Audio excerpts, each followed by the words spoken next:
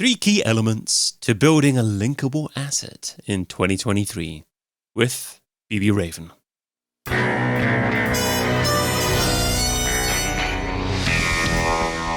In Search SEO podcast is brought to you by Rank Ranger, the all-in-one SEO platform that helps scale your business through data and analytics.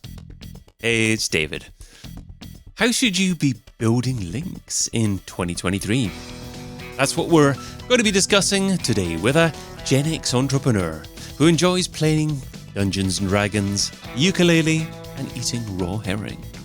She's a fan of natural link building by humans, not automation. And she's the founder of link building agency Bibi. A warm welcome to the In Search SEO podcast, Bibi Raven. Hi! Hi, Bibi. I heard you sniggering in the introduction there. I'm just like when people, I don't know where did I give you the bio or did you find it online? Because I mixed it. I mixed a few things you've said with my own thoughts. Oh, it's so cool because this year, finally, my business partner came to visit me. He's in Florida and it was his first time in Amsterdam. And of course, we had to eat raw herring. So whenever you go to the Netherlands, you have to eat raw herring. And he loved it. It was really, really cool. So it made me smile to hear you say that. But you don't have to, do you? If you visit the Netherlands, you don't have to do that, do you? Oh, no, you have to. Otherwise, you're just a fake tourist. You have to experience the raw herring. Wow, okay. Scary stuff. Well, except if you're vegan, vegetarian, of course, you don't have to do it. You can find Bibi over at bbuzz.com. So, Bibi, we're talking about linkable assets, key elements in linkable assets today. What is a linkable asset? Right. So a linkable asset can be anything, and it's usually a piece of content that either attracts links or passively without you asking for it, or it's very easy to build links to, or actually both. So it's something that is usually not super commercial and that people would find a lot of value in for their audience to link to. So today you're sharing the 3 key elements to include when you're building a linkable asset in 2023. Starting off with number 1, focus on others. Yeah, I definitely wanted to include that because I think a lot of businesses find it hard to focus on something else other than their product. And when you're talking about linkable assets, of course, you know, when you have a fabulous product or it's groundbreaking or there's a huge story behind it, people will link to it. But overall, when you just talk about yourself, when you're just broadcasting about your product, people won't link to it because they see there's some kind of commercial benefit to it. If you focus on others, and others that can be your audience or other companies that target your audience, it's way easier to get links. And then you might think that, oh, this is not relevant enough for me, but in a roundabout way, it will be relevant. So I would definitely encourage people to not just think about yourself and your products and what you're trying to sell. A linkable asset isn't there for selling. What do you mean by in a roundabout way, it will be relevant? How do you ensure that you can actually drive value from the campaign? Because I guess it's very easy to actually, if you're not focusing on your own brand, to get a little bit off topic and not attract the right audience. Yeah, so it depends a little bit on what you want with your domain. So let's say it's a really new domain and you just want to boost it, right? Then you can stretch the relevancy definitely further.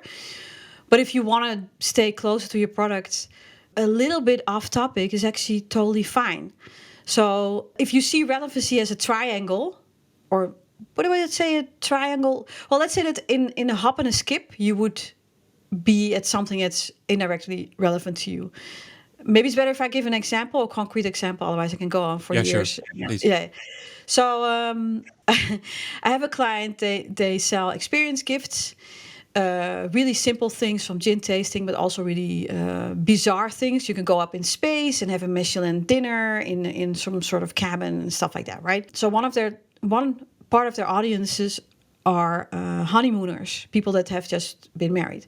So they're in a honeymoon, a wedding customer journey. And then when you think of relevancy, I was thinking, okay, what's relevant to people that are getting married? Lots of things, you know, cake or dresses or whatever. And one of the things is jewelry, because you have to give engagement rings or maybe you give some other things.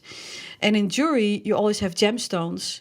So what I did with that client was come up with ideas around specific gemstones, because it's never about the product it's a lot of times it's about the meaning. So if you use a specific gemstone, what does it mean, for the engagement ring? So we did all these pieces on all the meanings and benefits and origins of gemstones. And then we got a passive link from US Weekly around the engagement ring of a really of Jennifer Lopez, because she got engaged.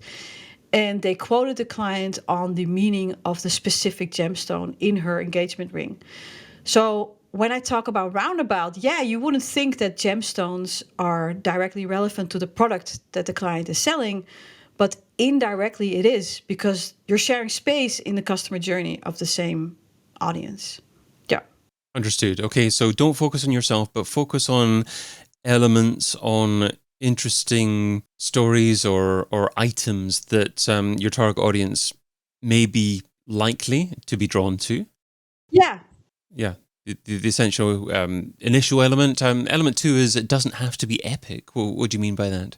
Yeah, so with the same example, it wasn't a story, it wasn't something juicy or newsworthy, it wasn't something groundbreaking or a tool that nobody has talked about. It was just about combining a lot of information that's out there in a really useful piece of content. So in this case, about the stone. And then let the others draw their value from it, or let the others draw their story from it, right? So another example is stats pieces. I know that a lot of other link builders do this as well. So think about relevancy. So for this client, they're in food and hospitality. Veganism is a trend in food. It doesn't say much about their products because, they do have vegan restaurants that they sell experiences for. But anyway, so we did a stats piece around veganism, and that gets renewed every year. But then any journalist or publisher that talks about something that's related to veganism uses that data, and then they refer back to the client. But it's really dry. It's like a compilation of internet data that's already out there. It's not owned by the client. But a journalist has to do their homework, right? So they have to look up all this data.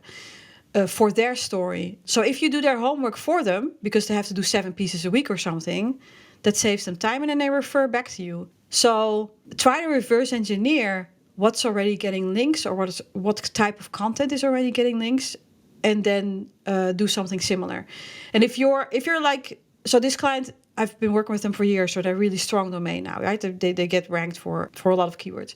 But let's say you're not a strong domain yet, just bid on the keywords for CPC, for Google Ads, that a journalist will look for. So let's say veganism statistics or something, or veganism trends, or something that's really low, there's low search volume. And then you boost yourself up to position 0. So in ads, basically. So if you're not a strong domain, just do a dry stats piece and then bid on it so that you jump all the big domains. And that's how you get links. Your reverse engineering advice is really good, actually, because it reminds me of the good advice of look at the SERP to see what's currently ranking for your target keyword phrase to get a feel for the type of content that Google's looking for.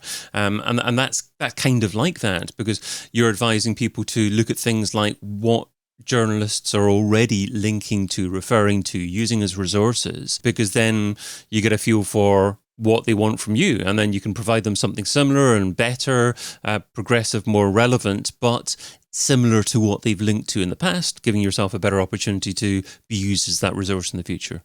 Yeah, totally. And you can use a SERP, but one of my favorite tools is the Content Explorer from Ahrefs. And then you can look there for a specific topic. So let's say it's food or something. And then you can filter on the number of domains that are linking already to it, or the traffic, or social shares on Pinterest and all that stuff.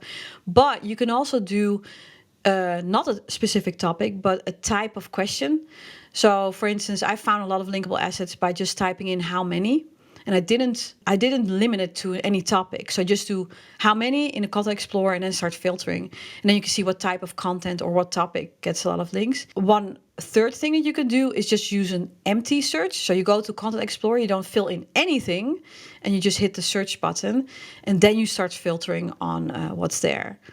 And I found a lot of cool things that way. And your third key element is outreach. So what works for outreach now?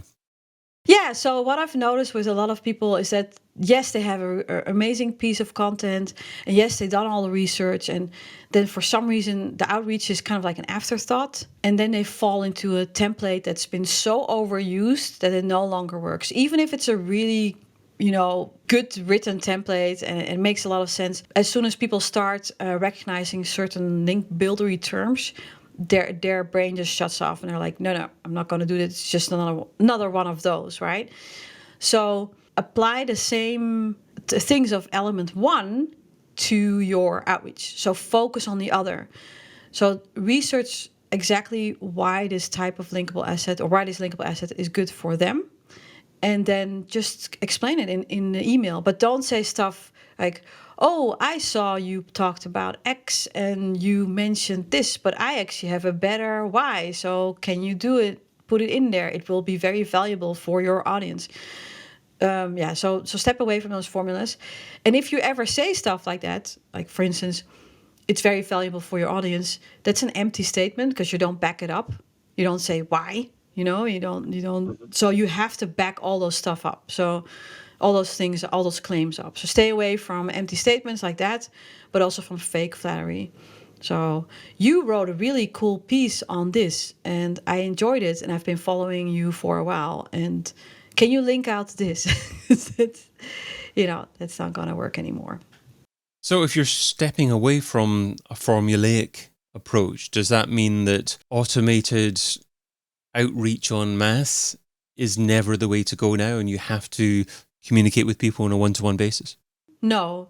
So, of course, communicating to people, building a relationship, setting up bespoke emails is always the best, but it's just not always doable. But you can still, and I've talked about it a lot of times before, you can still create a template that stands out, right? Everybody writes new songs every day.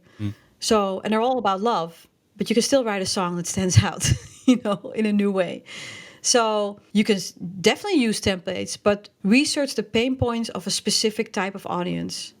Are you able to share one element that you've introduced to outreach that is quite different compared with how it's been done in the past? Yeah, so one thing that I use that helps well is that you focus on specific type of prospects, specific type of companies. So let's say just marketing agencies or just graphic designers or just dentists or just budget coaches or something. And then you identify some kind of trend or pain point in that niche specifically. Right. And you use that as your opener in the email. So I've mentioned this example before with I think it was graphic designers or web designers, where I saw that I found this article and it was about 10 things your graphic designer or your web designer doesn't want you to say, right? It was talking about clients. And one of the things was where a client would say, oh, I really like your style, but I want this font to change and this thing and this thing, this thing. And I want it to be more like Apple. And can you do it tomorrow by 5? So that's when clients want last minute changes, and they want you to look more like a brand that's already out there. So I use that as an opener. So in the subject line I put, oh, I really like your style, but, and then when people open the email, I did exactly something that the client would say to them last minute. And then I went into, this, I didn't literally say this, but I know this sucks, right? So here's what can help you educate your upcoming customers. Right. Really good example. Thanks. Well, let's finish off with the Pareto pickle. So Pareto says that you can get 80% of your results from 20% of your efforts. What's one SEO activity that you would recommend that provides incredible results for modest levels of effort? Wow, that's a really good question. Let me think. Okay, so it's a really oldie but goodie, but I even with really big seasoned clients, they still leave a lot of links on the table, and it's just looking to the person next to you, right? So look at your people in your existing network, your suppliers, your business partners, other partnerships you have, and just come to them with an open question like, how can we work together to improve our online visibility? And they might have tons of ideas, or they might already have suggestions of things they did themselves. So I would definitely always look at your existing network first and tap into that. Great advice. It's not the interesting, sexy way of building links, but it could potentially be the most valuable, at least over the short term. Yeah, isn't it funny that it's one of the easiest ways to get links and still people don't do it? It's like they want to make their life difficult first. Well, they want to make their life exciting. I think that's what it is. Maybe, yeah. I don't. Yeah, maybe they want to make things complicated because they think it's a bigger reward or something. But you can get a lot of if you all the software that you use, you can do a customer journey story or whatever for them and get a link back, and that's already in the pocket then. Been your host, David Bain. You can find Bibi Raven over at babybuzz.com. Bibi, thanks so much for being on the In Search SEO podcast. Thank you so much. It was a pleasure as ever, and see you next year. And thank you for listening. Check out all the previous episodes and sign up for a free trial of the Rank Ranger platform over at rankranger.com.